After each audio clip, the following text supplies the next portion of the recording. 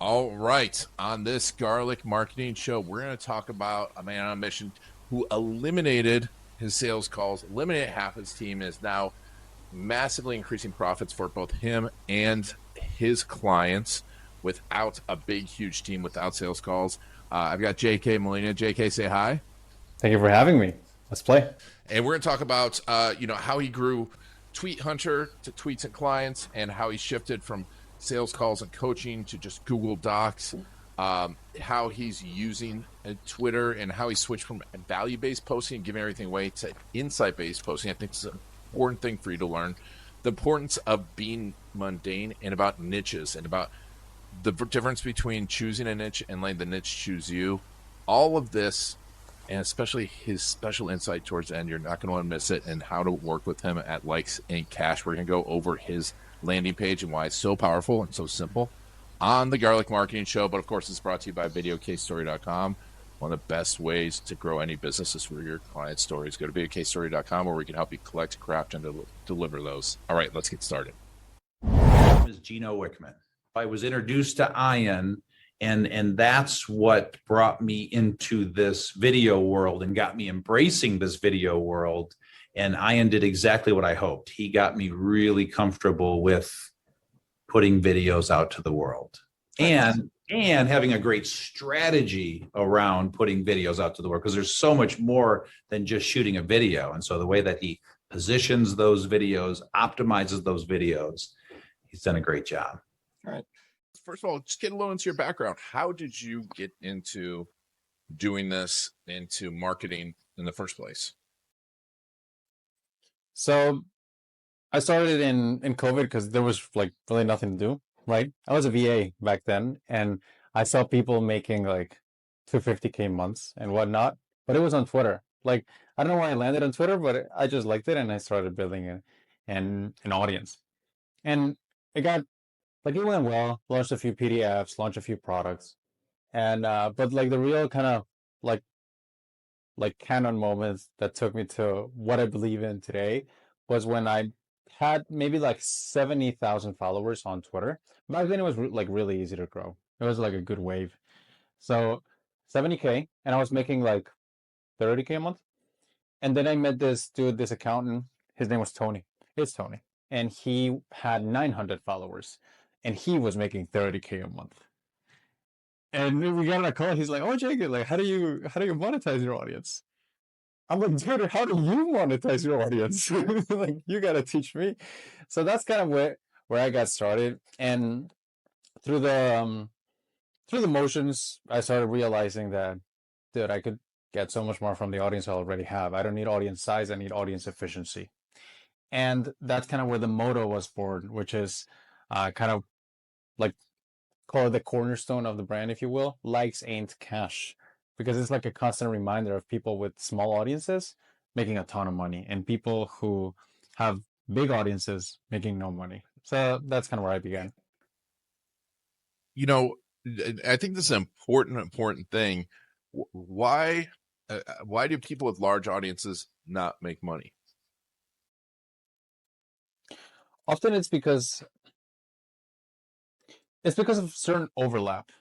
And when they start, it's kind of, they build an audience, and the common like theme is, I'm going to build an audience and then I'm going to monetize it.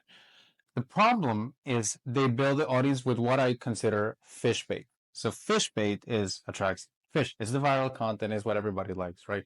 They don't build the audience with whale bait.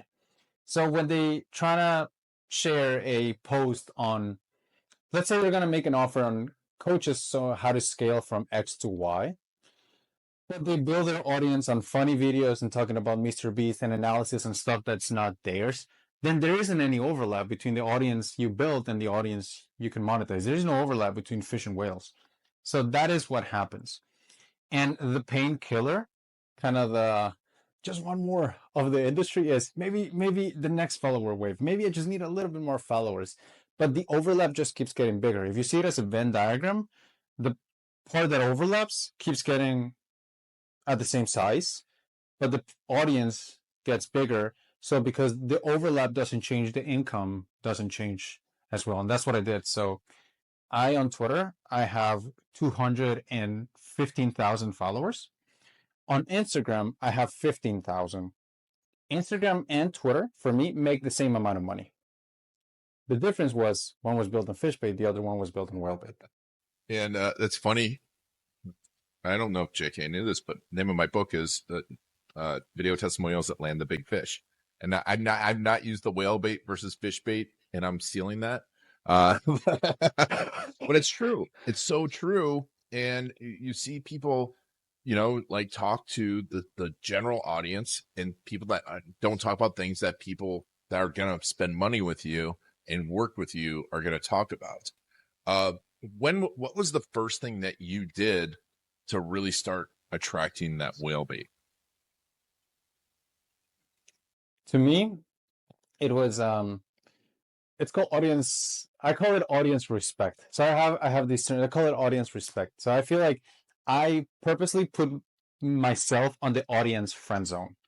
So the audience friend zone happens when you teach your audience not to buy, and that happens when, in my opinion, you give out too much value.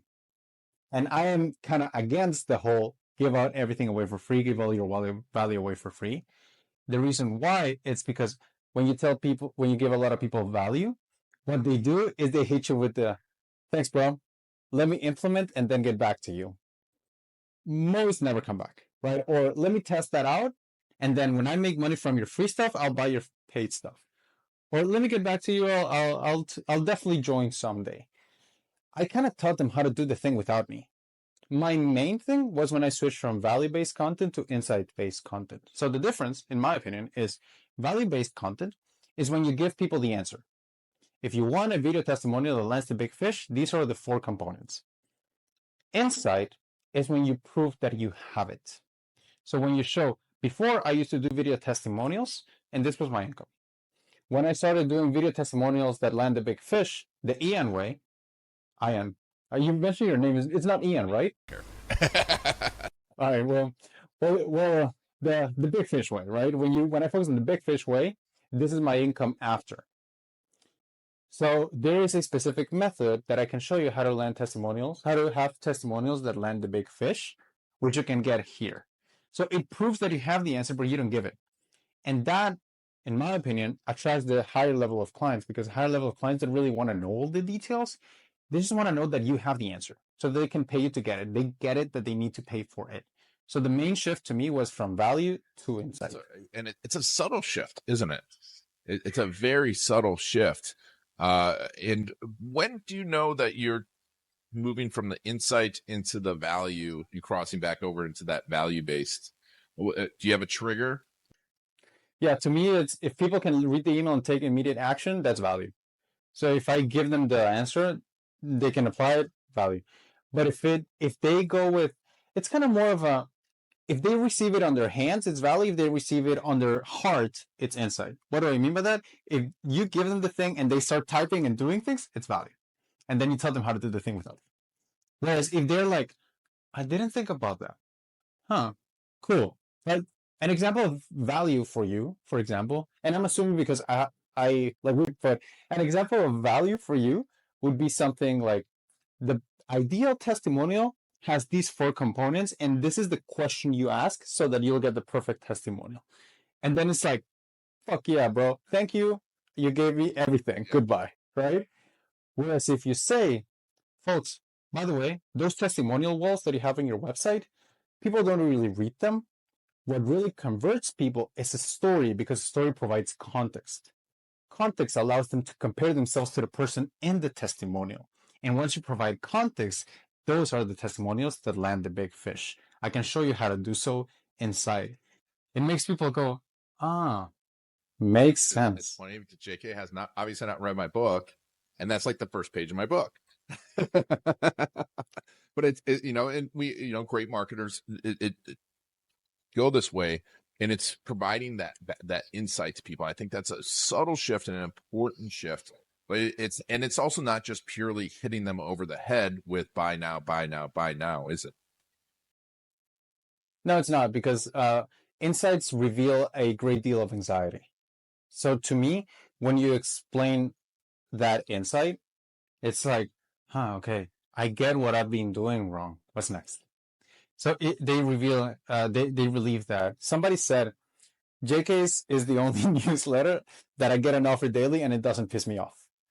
Because I'm focused on how do you give people a little insight on why things are happening to them so that they can then pay you to solve it for them. And this is an important thing too, because there's audiences that want to do the thing. And I talk about this, like if you're a digital agency, you can talk to people about how to set up a WordPress site, right? And the people that want to hire you to set up the WordPress site don't want to know how to set up the WordPress site. And you get 10,000 viewers of the WordPress site video, or you can be like, is WordPress going to cause you to lower your rank, right? Or how not to get burned by a WordPress developer or something like that.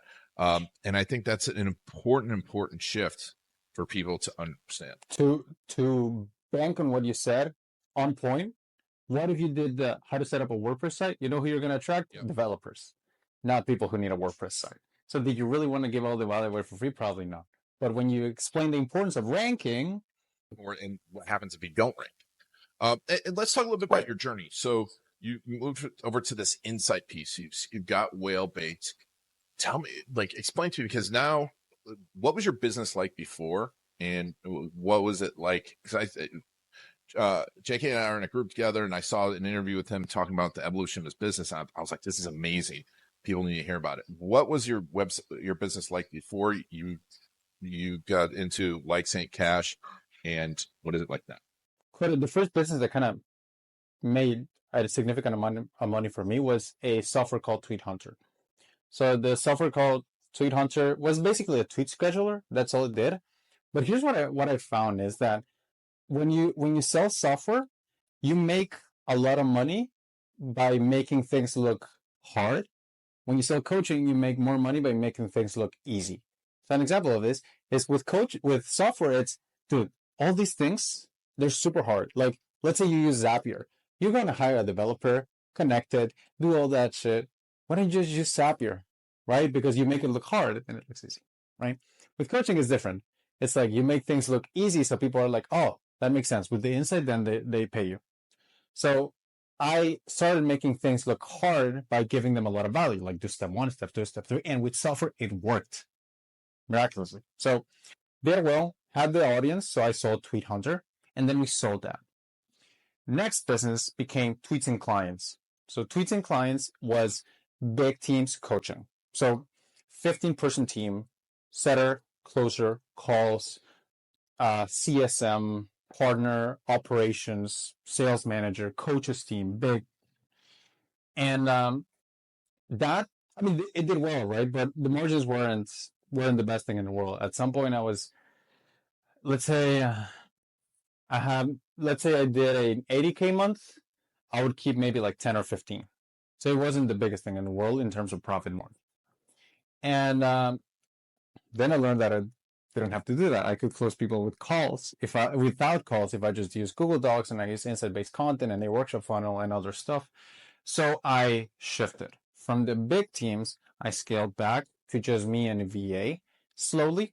First, we got rid of the coaches team. Then we got rid of the sales team. Then on and on.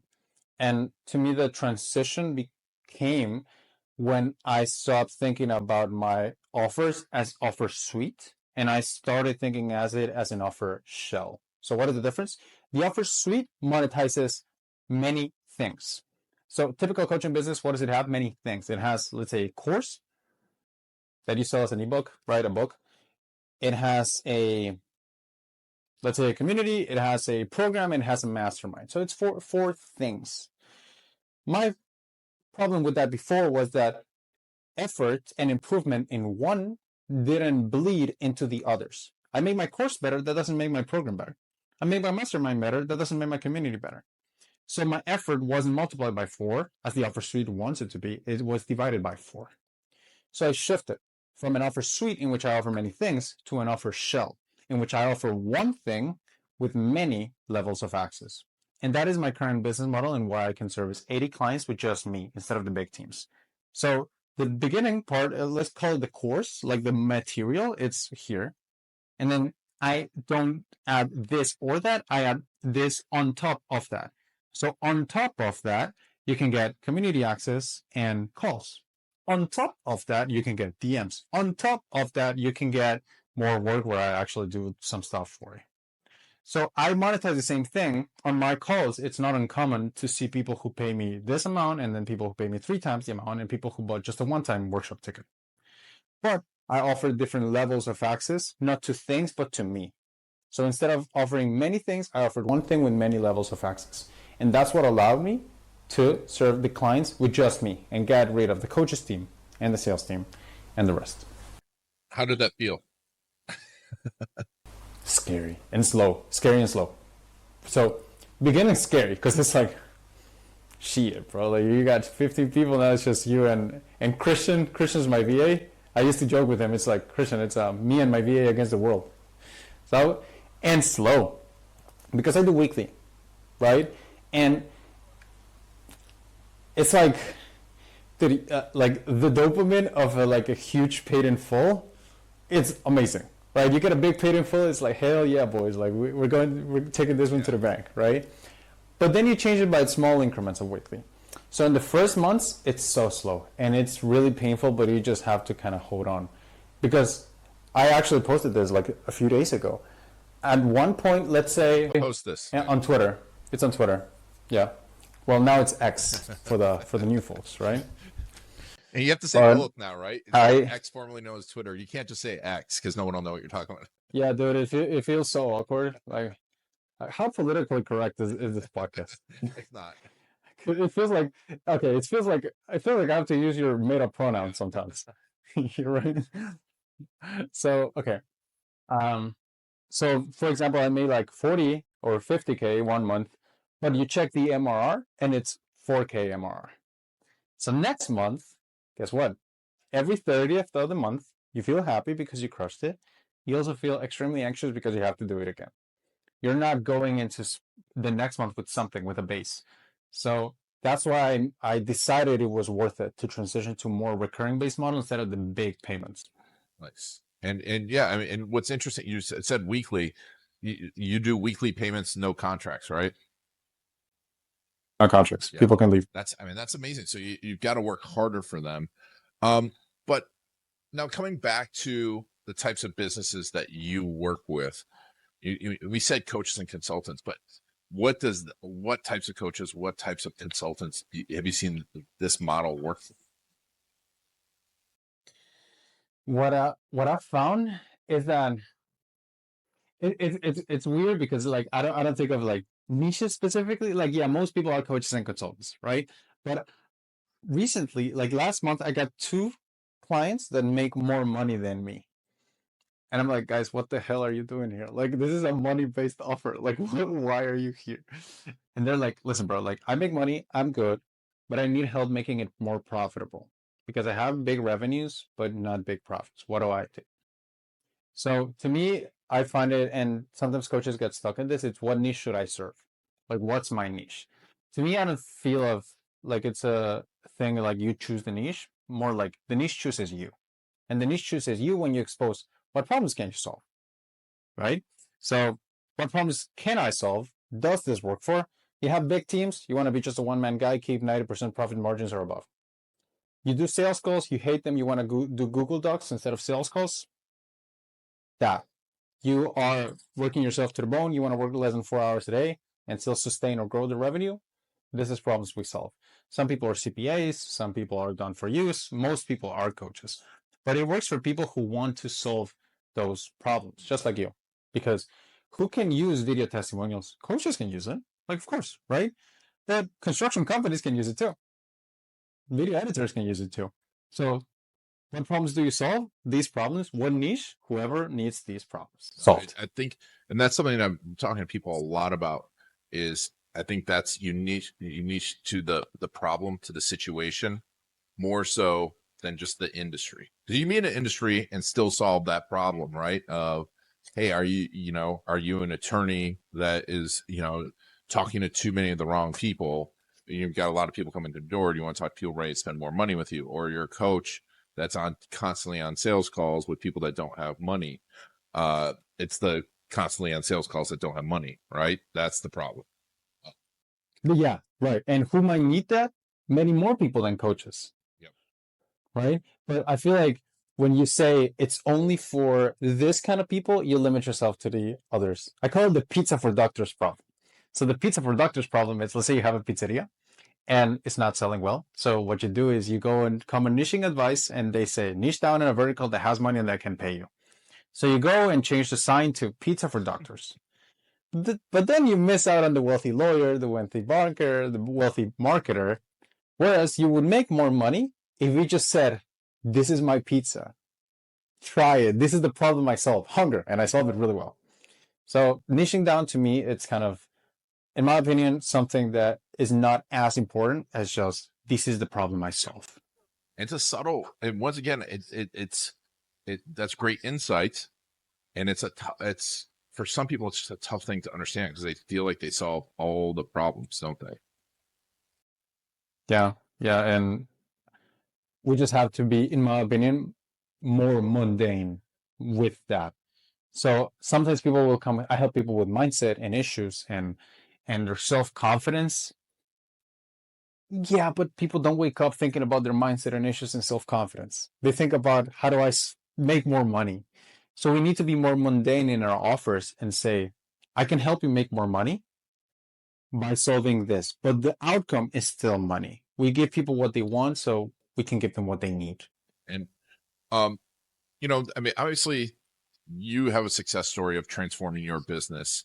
What, you know, video case stories are our thing. What's your favorite client story, your favorite client success story that you've had? My favorite client success story was this guy, Jacob. So Jacob, but it was because it was so much visual persuasion. Like, the guy made me fall in love with his story because he used so much visual persuasion. And obviously he's a great guy. He would have succeeded without me anyway. I was just there to make sure it happened faster.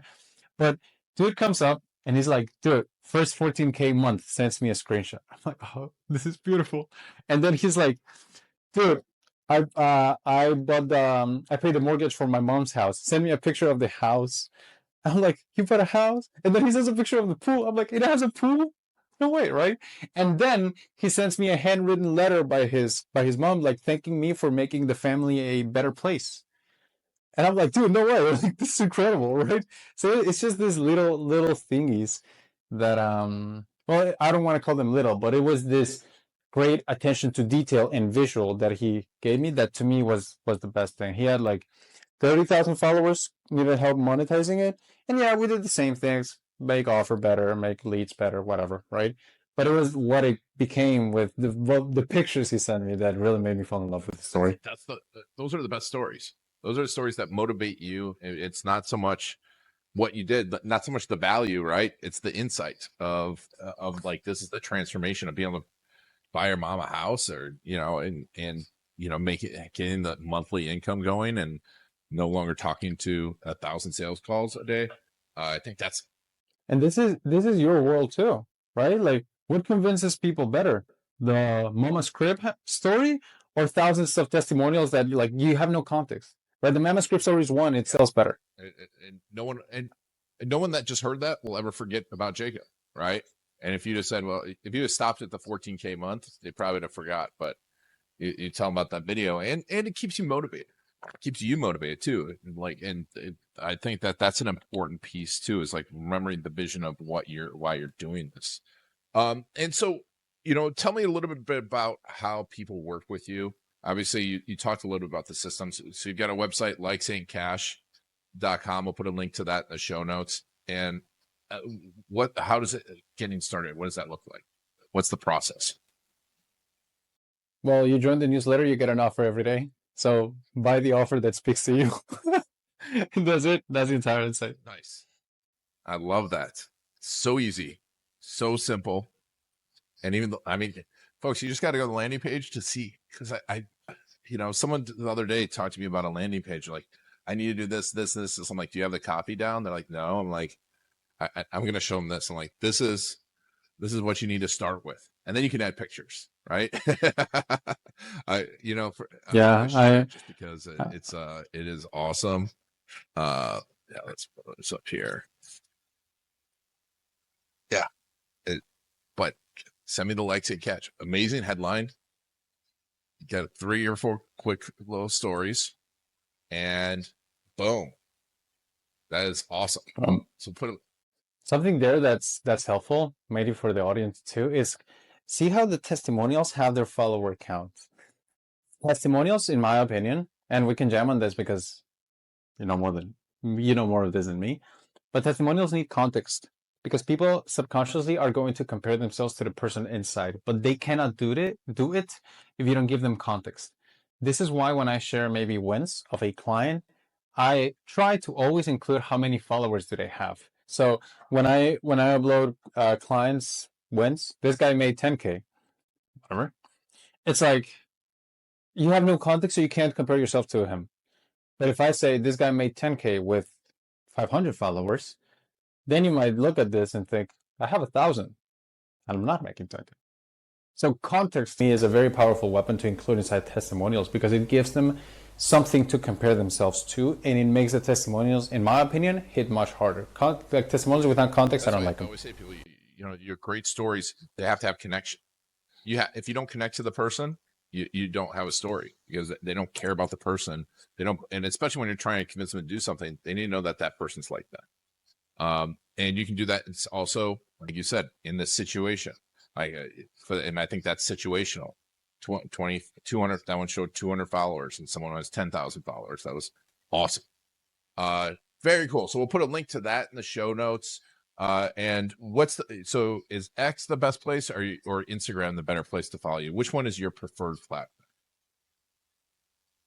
X. All right. So X. I'll put a link to that in the show notes as well. And that. Actually, no, it's Instagram because on Instagram I put the video stuff. Right. Let's do Instagram. Yeah.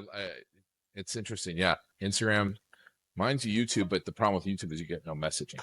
But I like to message people. But and if you had people one piece of advice to besides signing up for your list, what's the number one thing that you can do right now to start moving and start closing more of those whales versus the big fish? It'd be besides the fish, the little fish. One thing. So I feel like a lot of coaches they just exist. They're just there. They have an offer, but there's no excitement. There's no involvement. There's no a story or a villain. And there's no story we can fall in love into. And there's no villain we can fight against with you.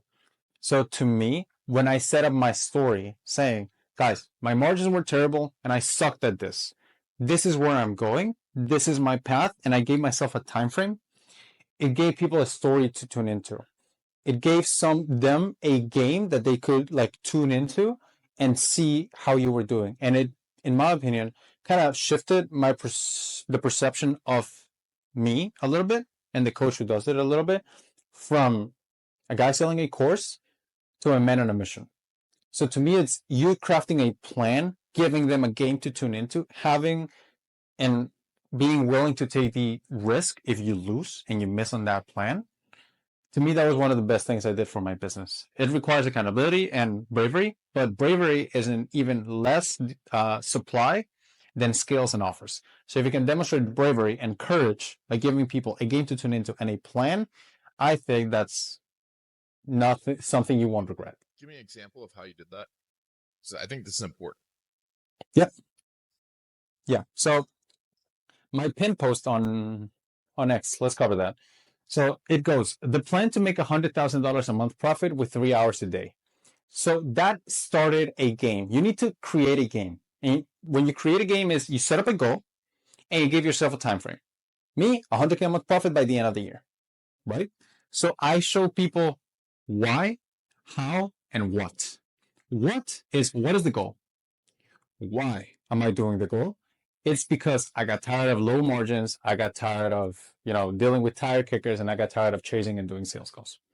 So this is why I'm doing this. And I got tired of not taking any money home. Now, how? And I give people 3-5 insight steps on how I'm going to do it. I talk about it while I talk with you. Offer shell, whale bait, insight, Google Docs, sales. And then that gives people something like, this guy has a plan. So what you do is you set up a plan with how and why and a what, and then you keep updating people on that plan. Guys, 10% of the way there, 15% of the way there, 25% of the way there, I'm raising prices.